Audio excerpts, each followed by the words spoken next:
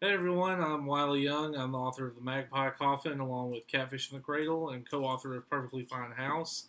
Here doing a video for Mother Horror for her birthday celebration that she's doing this weekend, and she asked me to read a segment of the MAGPIE Coffin to you guys, and so it took me a bit to figure out which chapter I would like to do to read this, but uh, I found one that I like that hasn't really been read on any other videos or anything that I've done.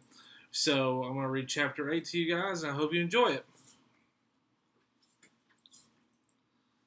Two men followed John Maddox from the camp. There were three horses, a lantern held by the one in the rear. The Mick stopped every now and again, looking at the trail for any sign of bison. I whispered to the winds, old incantations to bring whatever bison were out there onto our path.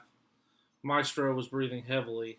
I rubbed his neck, letting the horse know that he was doing well, his hoofbeats fast but silent in our pursuit. It came suddenly, that sonorous grunting. I saw Maddox hold up his hand, dismounting from his horse and gesturing for his companions to follow him. They hoisted their rifles and, and trailed behind him. It wouldn't be long. I reckoned that I was like an owl, letting the mice and vermin go about their business before my hunger demanded that I take them. A gunshot rang out, and there was a surprised roar of pain. Hoofbeats ran in all directions to escape death, then silence. It was time. I left Maestro there, making sure I had what I needed before I set out. Meat, meat for days, one of the men who had followed Maddox howled with laughter. I was just over a small rise, watching them as they cut meat out of the carcass. I could smell the sweet scent of blood. Maddox rested easily on the dead animal's back and watched as his two companions did the work for him. Excellent shot, Mr. Maddox. Took it down with one shot, you did. Where'd you learn to shoot like that? It looked like a father and son. Skinny things, could practically see their bones from where I stood. Drivers, more than likely, hired by the settlers to get their cattle and luggage from Fort Smith to the Dakota Territory. Spent a few years in the Army, young Thomas. Was a bogger myself until I learned how to kill. Keep an ear towards your paw there, and you'll be wielding weapons just fine. Any old mog can learn how to shoot. I could discern ancient spells from petroglyphs left on the side of rocks, but the mix spoke in ways that I didn't understand. The gun whispered that it wasn't important.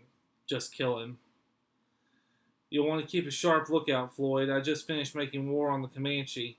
Now I hear more redskins and savages are making trouble where we're going. Young Thomas there is going to need to learn his weapons or he'll end up arse to ground missing his head.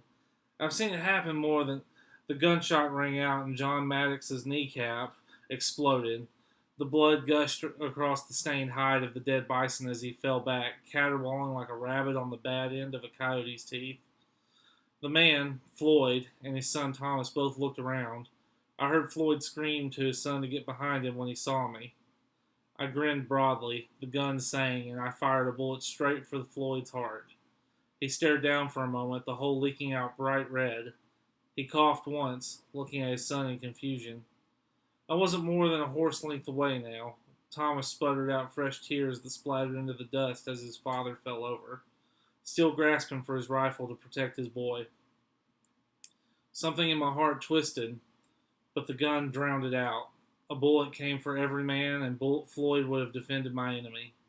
I removed the problem before it could become one. Maddox howled curses and screams from behind the bison. Thomas glanced from me to the Mick between his intermittent sobs. Then he looked at his father's rifle.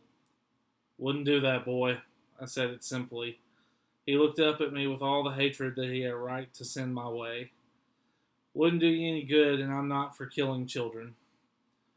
The boy screamed and reached for the rifle, but my gun removed two of his fingers before he could grab it. The kid flopped over on the ground, looking like a near mirror image of his father, but for the worm-like writhing. I cocked my head, looking at the stumps of his left trigger and middle fingers. Little bits of bone poked out like fingernails. His hand was drenched in twin streams of dark blood. He breathed heavy and clutched his maimed paw tight, damning God and me in turn. I reached down and grasped the boy's shirt tight, bringing him up to my level, and staring him deep in the eyes. Mark me well, you have a mama, right? Waiting on you to bring meat back to camp? Proud of you? Thomas stared wide-eyed, pain forgotten. I could see the wheels in his head turning, wondering how I knew what his mother had been saying to him before he left camp. Leave. Get on your horse and go. Say it was a wolf or bear. Doesn't rightly matter as long as you don't come back here or speak of these things. I gestured with the gun at his dead father. I'll give him a proper burial. You have my word on that. But if you come back to this place, I won't give the same to you or your mother when I'm finished with you both.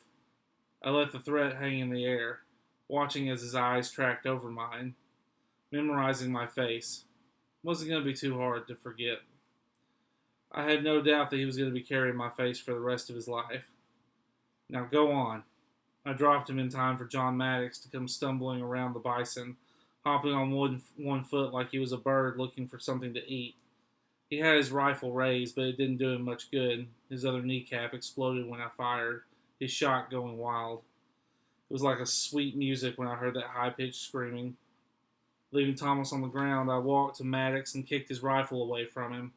I crouched down and reached out for the mixed chin, lifted it slightly, and saw the anger and pain drain away from his face when he saw the brand under my eye.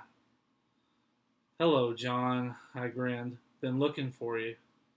I twirled my gun and hit him over the head, knocking him unconscious and silencing his screams. He was bleeding from those shredded holes in his legs. I'd have to work fast before he bled out.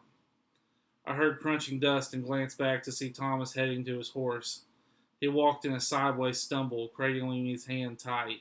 His eyes were on me the entire time.